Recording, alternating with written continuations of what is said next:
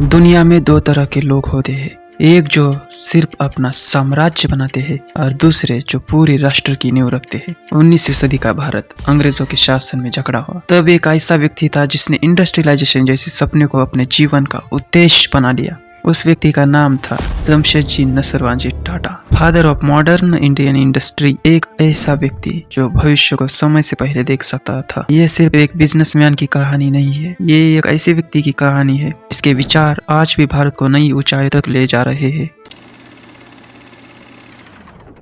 3 मार्च 1839 गुजरात के एक छोटे से शहर नवसारी में एक लड़के का जन्म हुआ जिसका नाम रखा जमशेदजी। टाटा परिवार पीढ़ी दर पीढ़ी पुरोहित थे, लेकिन जमशेदजी के पिता नसरवाजी टाटा कुछ अलग करना चाहते थे। उन्होंने तय किया कि वे बिजनेस करेंगे। यही सोच, यही साहस उनके बेटे जमशेदजी में भी आया। जमशेदजी को अपने समय की सबसे अच्छी शिक्षा मिली। उन्होंने बॉम्बे के एल्फिंस्टन कॉलेज में अपनी इकोनॉमिक्स की पढ़ाई की। यही वो समय था जब उन्हें समझ आया कि भारत को अगर आत्मनिर्भर और मजबूत बनाना है तो अपनी खुद की इंडस्ट्रीज खड़ी करनी होंगी, अपनी शक्ति, अपना भविष्य खुद बनाना होगा। सन 1868 मात्र 21,000 रुपए के साथ जमशेदजी ने अपनी पहली ट्रेडिंग कंपनी शुरू की, टाटा एंड सन्स। उस समय अंग्रेज इकोनॉमी पर पूरा नियंत्रण रखते थे और भारतीय व्यापारियों के लिए परिस्थितियां बेहद कठिन थी। टेक्सटाइल इंडस्ट्री उस समय अंग्रेजों के नियंत्रण में थी, लेकिन जमशेदजी ने कुछ अलग सोचा। जब सभी लोग बॉम्बे में मेले लगा रहे, उन्होंने नागपुर को चुना। लेकिन दोस्तों, ये सब उनके लिए असंभव था, लेकिन असंभव शब्द उनके लिए कोई मायने नहीं रखता था। उन्होंने इंग्लैंड जाकर टेक्सटाइल मिलों का अध्ययन किया और भारत के लिए नई टेक्निक लेके आए। एक भारतीय कंपनी ब्रिटिश टेक्सटाइल उद्योग को चुनौती दे रही थी। सिर्फ एक बिजनेस नहीं था, एक इवोल्यूशन था।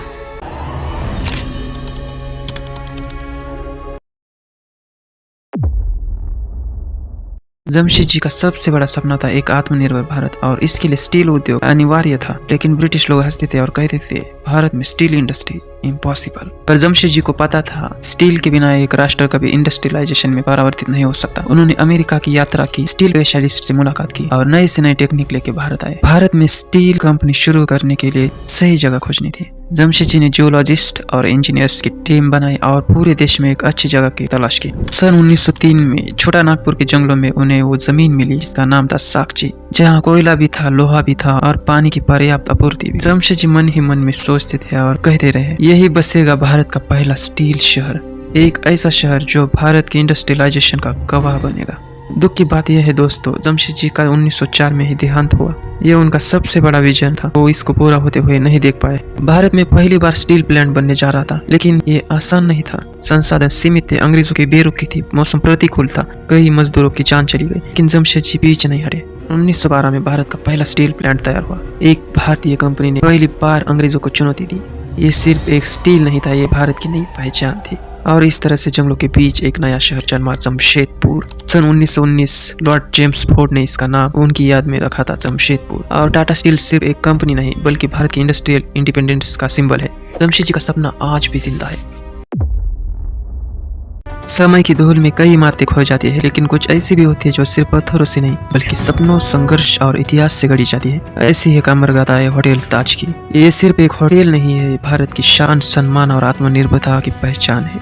इसकी हर एक ईंट में कहानी है, एक सपना है और बलिदान भी। साल 1898 बॉम्बे का एक बिजनेसमैन मतलब अपने जमशेदजी टाटा जब अपने अंग्रेज दोस्त के साथ बिजनेस के सिलसिले में एक होटल जा रहे थे, होटल वाटसन। ये होटल तब बहुत मशहूर था। जब वे अंदर जा रहे थे तो दरबार ने उन्हें रोका और कहा, इंडियंस आर नॉट अलाउड। उन्हें कहा गया कि होटल केवल यूरोपियंस के लिए है। उनकी बड़ी गुहाट हुई।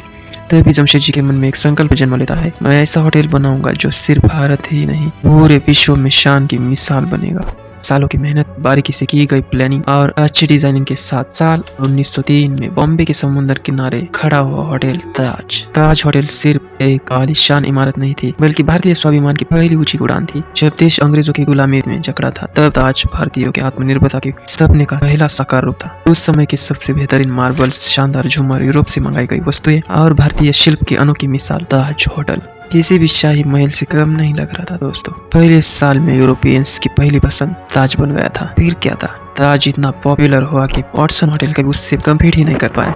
वो घाटे में चला जा रहा था। तो फिर क्या, जमशेदजी टाटा ने उसे भी खरीद लिया। इतिहास गवाह है कि कोई अगर टाटा की ईगो हर्ट करता है, उससे भी कुछ बड़ा करके दिखाते हैं, उसे भी खरीद लेते हैं।